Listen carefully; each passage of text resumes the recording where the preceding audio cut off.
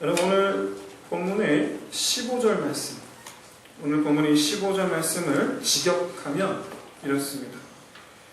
인생은 병약하기 그지없고 인간이 누리는 영화는 아름답기도 하다.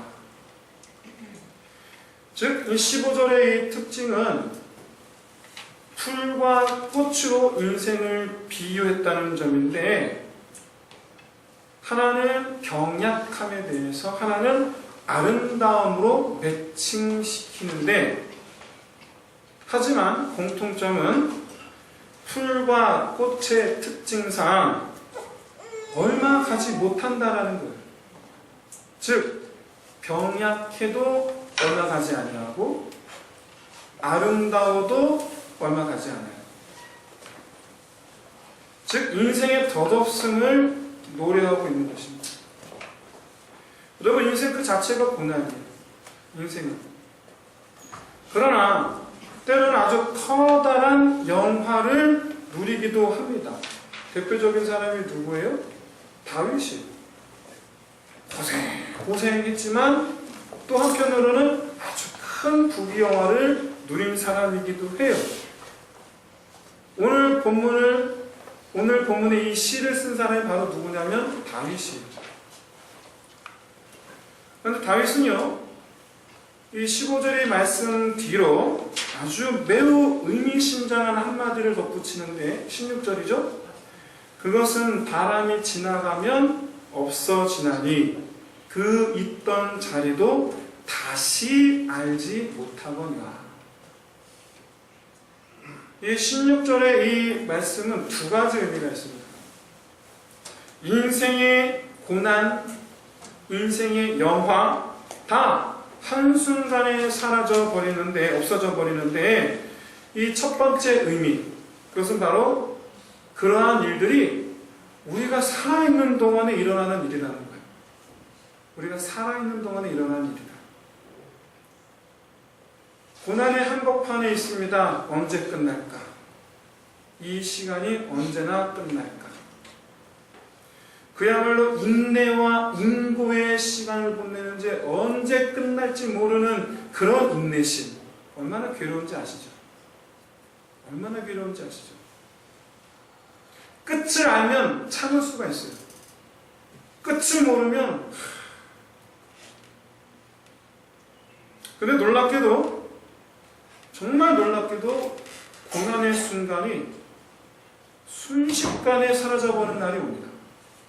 언제 그랬냐는 듯이 그런 날이 와요. 반대로 영화의 순간, 부귀영화의 이 순간, 이 순간이 영원히 안 끝날 것 같아요. 근데 안타깝게도 순식간에 사라져버리는 날이 옵니다. 그래서 어떤 사람은 인생을 롤러코스터에 비유했잖아요. 올라갈 때가 있으면 내려갈 때가 있고, 내려갈 때가 있으면 올라갈 때가 있고. 맞는 말이에요. 그런데 여러분, 이것은요, 고난 중에 있는 분에게 희망을 드리는 말씀이 아니에요. 영화를 누리고 계신 분들에게 그거 얼마 못 갑니다 라고 비관적인 말씀을 드리는 것도 아니에요. 고난 중에 있든지 부귀영화 중에 있든지 뭐가 중요한지를 깨달으라는 거예요. 뭐가 중요한지. 우리는 고난 중에 있지 않습니까? 닥친 고난, 그것만 보여요. 그것만 보여요. 그래서 불안, 초조, 근심, 염려, 좌절, 낙심, 원망, 우리 안에서 막 들끓어올라요. 그것만 보여요. 하지만 여러분, 고난이라는 것이 순식간에 끝날 아무것도 아닌 것이다 라고 생각한다면 우리는 담대할 수가 있어요. 왜냐하면 고난 그 자체를 전부라고 생각하지 않기 때문이에요. 저희 군대 훈련병 시절에 화생방 다 아시죠? 그 고작해야 3분, 4분입니다. 그 안에 들어가는데 그 안에 들어가 3분, 한 3, 4분이면 돼요. 그런데 당해보신 분은 알아요. 안에 들어가서 뚜껑을 여는 그 순간 숨을 못 쉬는데 숨을 못 쉬는 그 시간을 못 견디겠는 거예요. 그럼에도 불구하고 100명 중에 99명은 화생방 훈련을 거뜬히 받아냅니다. 왜?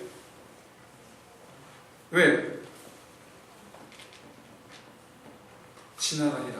그렇죠? 지나가리라. 들어간다고 죽지는 않아. 언젠가는 나올 거예요. 여러분, 이 3, 4분짜리의 이 짧은 이 고통의 시간이요. 이 3, 4분짜리 짧은 고통의 시간 동안에 깨달은 이 깨달음, 지나갈 거야. 이 깨달음, 이게요, 군 생활에 아주 큰 영향을 미칩니다. 왜? 뭐든 다 이 또한 지나가리라 하고 담대하게 받아들이는 거예요. 이 또한 지나가리라. 군 생활 전체를요, 같은 맥락에서 바라봐요. 이 또한 지나가리라. 이 또한 지나가리라. 좀 있으면 집에 갈 날이 오리라. 이런 마음가짐이 인생 전체로 확대된다고 생각해 보세요. 이런 마음가짐, 인생 전체로 확대돼 보세요. 이 또한 지나가리라. 그렇죠? 지금 고난이 닥쳐왔어요? 그런데 이 또한 지나가리라. 순식간에 사라지리라. 그날이 반드시 오리라. 결코 죽지 아니하리라. 여러분, 이런 마음가짐의 핵심이 바로 뭐냐면 지금 눈앞에 닥친 고난이 전부라고 생각하지 않는다는 거예요. 실제로 말이죠. 그 고난의 순간이 지나가고 나면 그때 느꼈던 그 감정들, 고통들 생각도 안 나요. 시간 지나면 생각도 안 나요. 언제 그랬지?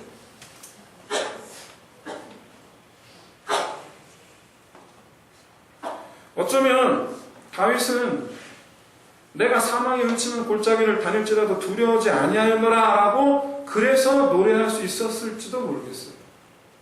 언제 끝날지 모르는 사망에 훔치는 골짜기, 끝이 안 보이는 사망에 훔치는 골짜기. 근데 내가 해를 당할 것을 두려워하지 않았다. 물론 직접적인 이유는, 두려워하지 않았던 직접적인 이유는 하나님의 보호하심을 믿었기 때문이긴 합니다만은 좀 다른 관점에서 생각해 본다면 다윗은 사망에 훔치는 골짜기를 보지 않았어요. 그 골짜기 자체를 보지 않았어요. 그 골짜기 끝이 언제 오는가 그거 보지 않았어요.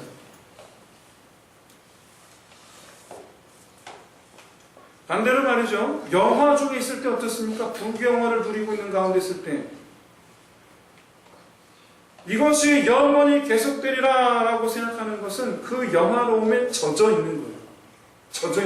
푹 젖어 있는 거예요. 나오기 싫어요. 그게 전부여야 해. 지금 내가 누리고 있는 이 부귀영화가 전부여야 해. 절대 벗어나면 안 돼. 여러분, 이런 부귀영화는 보통 그냥 주어지진 않아요. 분명히 내 인생에 노력이 있었기 때문이에요.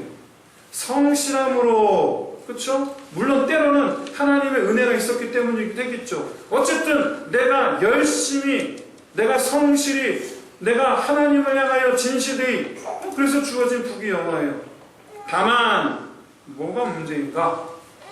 그 부귀영화가 인생의 전부가 될 때, 그것만 보일 때, 그러면 그때부터 허영과 사치와 교만과 오만과 탐욕에 사로잡히게 됩니다. 제가 지금 비판하고 비난하는 거 아니에요. 비판하고 비난을 오해하지 마세요. 이런 문제를 우리가 좀 생각해 봐야 되지 않을까라는 관점에서 말씀드리는 거예요.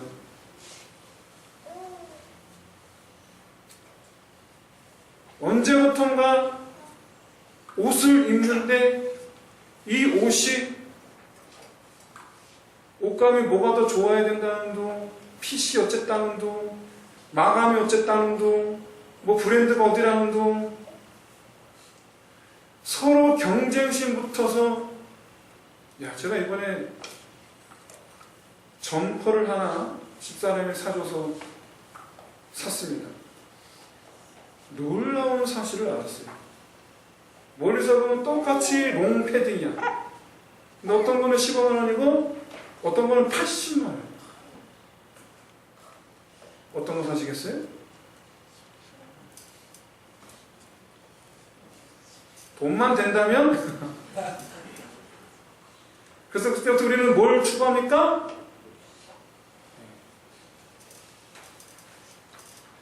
이스라엘 역사상 가장 큰 부귀영화를 누렸던 솔로몬이 전도서에서 그 모든 것이 헛되고 헛되며 헛되고 헛되니 헛되고 헛되도다 라고 말한 것은 인생에서 그게 전부가 아니라는 것을 말하는 거예요. 솔로몬도 깨달았어요. 이 또한 지나가리라. 존귀와 부귀와 영화가 결코 영원하지 않아요. 억지로 그것을 붙잡으려 하면 반드시 범죄를 저지르게 되어 있어요. 반드시. 그것은 곧 스스로 하나님의 심판대 앞으로 걸어나가는 것과 똑같아요. 부귀 영화가 전부가 되는 순간 우리는 심판대 앞으로 네 발로 걸어가는 셈이 되는 거예요. 그래서 솔로몬은 그런 것들이 헛되다고 말합니다. 근데 문제는 솔로몬이 헛되고 헛되며 헛되고 헛되니 헛되고 헛되도다라고 말할 때 그 순간에도 솔로몬은 최고의 부귀영화를 누리고 있었어요. 그러나 그는 부귀영화를 하찮게 여기기 시작했어요. 달리 말하면 그는 부귀영화 그 자체를 더 이상 보지 않게 되었다라는 것을 말해요.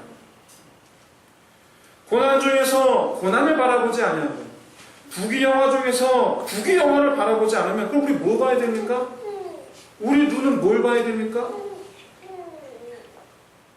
이것이 오늘 본문의 핵심이자 설교 제목입니다. 17절 보십시오.